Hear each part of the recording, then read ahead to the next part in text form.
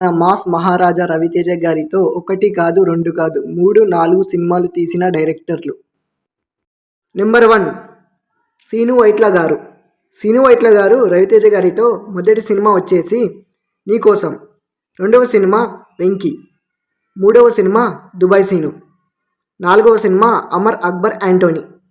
Number 2 director Gopichand Malineni గారు రవితేజ గారితో మొదటి సినిమా వచ్చేసి డాన్ సీను, రెండవ సినిమా బలుపు, మూడవ సినిమా క్రాక్, నాలుగవ సినిమా కూడా అనౌన్స్ చేశారు. నెంబర్ 3 ఒకప్పుడు ఇండస్ట్రీనే షేక్ చేసిన మన పూరి జగన్నాథ్ గారు మొదటి సినిమా వచ్చేసి ఇట్లు శ్రావణి సుబ్రహ్మణ్యం, రెండవ సినిమా ఈడియట్, మూడవ సినిమా అమ్మా నాన్న ఓ తమిళ అమ్మాయి, నాలుగవ సినిమా దేవుడి చేసిన మనుషులు. నెంబర్ 4 హరిశంకర్ గారు.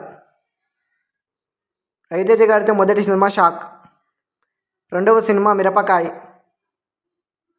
మూడవ సినిమా మిస్టర్ బచ్చన్.